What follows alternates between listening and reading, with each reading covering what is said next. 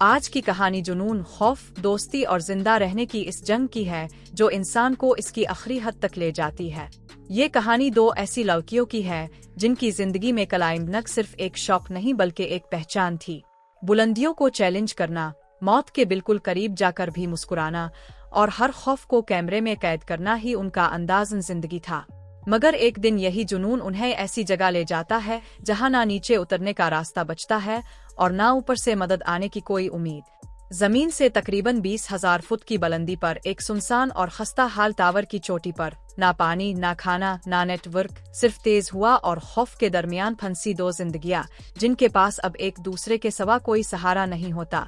कहानी की शुरुआत एक फ्लैशबैक से होती है जहां बेकी अपने शौहर डैन और अपनी सबसे अच्छी दोस्त शाल के साथ पहाड़ों पर क्लाइंब कर रही होती है। ये उनके लिए कोई नई बात नहीं होती क्योंकि एडवेंचर उनकी रगों में दौड़ता था। लेकिन इसी चढ़ाई के दौरान एक मामूली सी गलती, एक परिंदे की वजह से बिगड़ा हुआ तवाज़ुन और अचानक टूटी हुई रस्सी डैन को उनकी आंखों के सामने मौत की खाई में गिरा देती है। ये हादसा बेकी की जिंदगी को अंदर से तोड़ कर रख देता है। 1 साल गुजर जाता है मगर वो इस सदमे से बाहर नहीं आ पाती। तन्हाई, एहसास, जुर्म और शराब इसकी रोजमर्रा जिंदगी बन जाते हैं।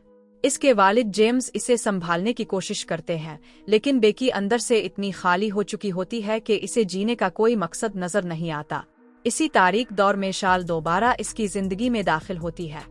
वो बेकी को इस दर्द से बाहर निकालने के लिए एक खतरनाक मगर सनसनीखेज तजवीज देती है। एक बहुत पुराना और तकरीबन बंद हो चुका टावर जिसकी ऊंचाई 20,000 फुट है, इस पर चढ़ने का चैलेंज।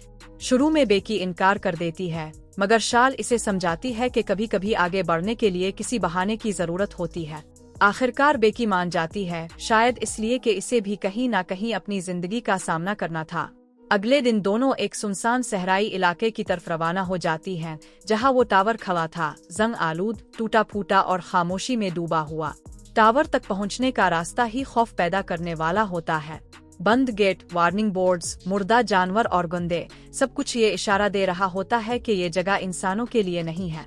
इसके बावजूद दोनों सेफ्टी रस्सी से एक दूसरे से बंध कर चढ़ाई शुरू कर देती है। हर सीढ़ी हल रही होती है, हर नट बोल्ट ढीला होता है और पूरा टावर जैसे किसी भी लम्हे गिर सकता हो।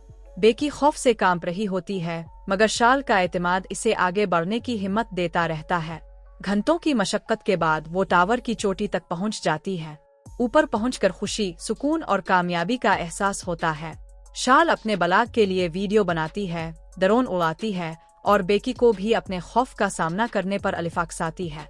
इसी लम्हे बेकी अपने शौहर डैन की राख निकालती है और इसे वही हुआ में बखेर देती है। ये इसके लिए अलविदा कहने का आखिरी तरीका होता है। दोनों जज्बाती हो जाती हैं और अब नीचे उतरने का फैसला करती हैं। मगर जैसे ही बेकी पहला कदम नीचे रखने की कोशिश करती है, बची हुई सीढ़ी भी टूट कर गिर जाती है। बेकी रस्सी के सहारे लटक जाती है और किसी तरह शाल इसे ऊपर खींच लेती है। नीचे देखकर उन्हें एहसास होता है कि अब उतरने का कोई रास्ता बाकी नहीं रहा। वो मुकम्मल तौर पर फंस चुकी होती है। अब असल बका की जिदोजहद शुरू होती है। ना नेटवर्क होता है, ना पानी, क्योंकि बैग नीचे फंसा हुआ होता है और मदद की कोई सूरत नजर नहीं आती। घंटे गुजरते हैं, दिन निकल जाता है, फिर रात आ जाती है। भूख, प्यास और खौफ उन्हें अंदर से तोड़ने लगते हैं। वो नीचे लोगों को देखकर चीखती हैं, जूते फेंकती हैं, फ्लेयर गन चलाती हैं, मगर कोई उन्हें समझ नहीं पाता। उम्मीद एक एक करके टूटती जाती है। इसी दौरान बेकी को शाल के टैटू और इसके माजी का एक कड़वा सच मालूम होता है जिससे उनकी दोस्ती में दरार पड़ जाती है। मगर इस बुलंदी पर लड़ाई से ज्यादा जरूरी जिंदा रहना होता है। दूसरे दिन शाल नीचे जाकर बैग लाने का खतरा मोल लेती है। वो किसी तरह डिश तक पहुंच जाती है और पानी पी लेती है मगर वापस ऊपर आना तकरीबन नामुमकिन हो जाता है।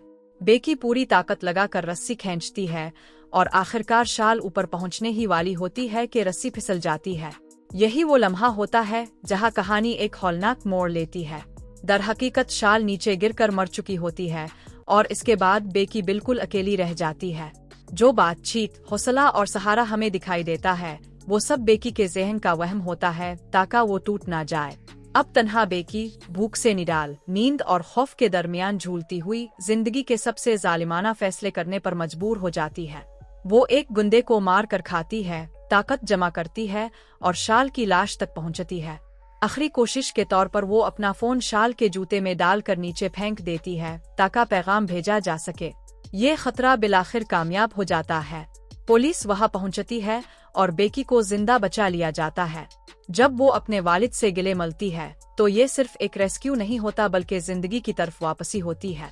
ये कहानी हमें सिखाती है कि इंसान का हौसला, चाहे वो कितना ही टूटा हुआ क्यों ना हो, आखिरी सांस तक लड़ना जानता है। बुलंदी सिर्फ टावर की नहीं थी बल्कि इस खौफ की भी थी जिसे बेकी ने शिकस्त दी।